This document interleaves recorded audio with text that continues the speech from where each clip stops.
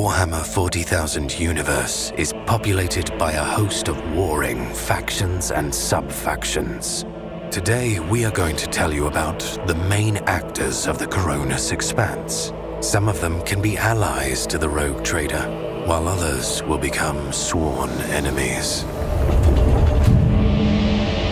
The Imperium of Man is the largest civilization in the 41st millennium, consisting of millions of planets scattered across the galaxy.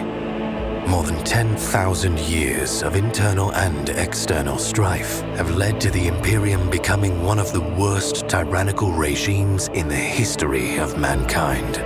To live in it is to struggle in the shadow of a brutal system steeped in propaganda and zealotry. Symbols of martyrdom abound, inescapable for both daylight-starved workers and Astra Militarum soldiers on a suicidal charge.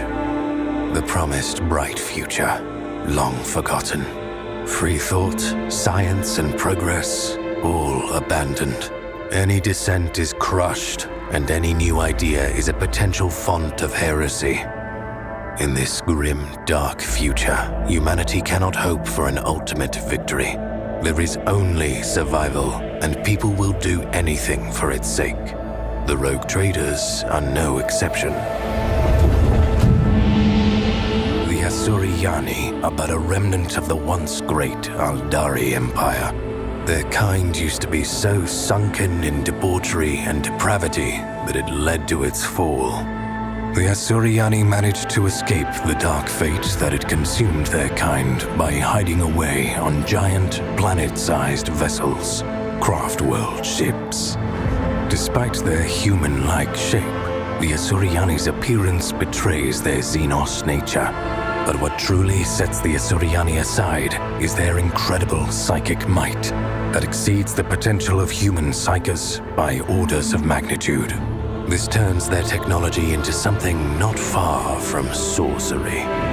Devices of crystallized psychic energy, reality-tearing weapons, and uncanny armor. The relations between the Asuryani and the rogue traders are at best strained. Most often, the interactions between the two parties lead to a conflict. But in the Koronus Expanse, there are exceptions. Not all Aldari have chosen the path of self-isolation and psychic mastery. The Drukhari are the Asuryani's dark brethren who became a living embodiment of sadism.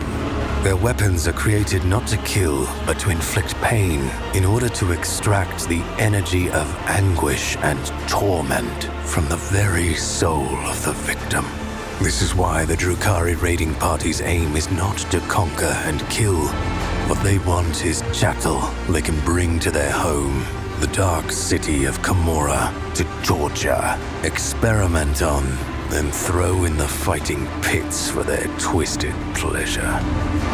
These horrors are the main reasons why rogue traders should pray they do not get captured alive.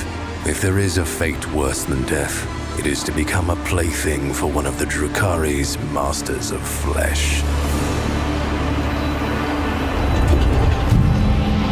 The cunning plans of the Asuryani may cost the Imperium a war.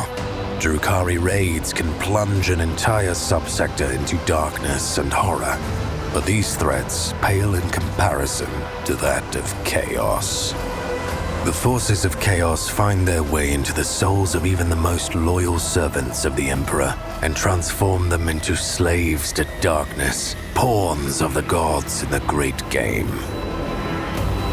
Chaos corruption comes in 1,000 forms. Diseases capable of depopulating entire planets in mere weeks. Horrifying mutations distorting the carrier beyond recognition. Insanity induced by the endless pursuit of new skulls and the unrestrained indulgence of one's darkest desires. This is why the rogue trader should avoid any and all contact with chaos if they value their sanity. Otherwise, they risk setting foot on a dark and treacherous path to damnation. The Koronus Expanse is vast, barely explored and full of surprises. And if you happen to be a fortunate holder of a warrant of trade, you are very likely to encounter them all.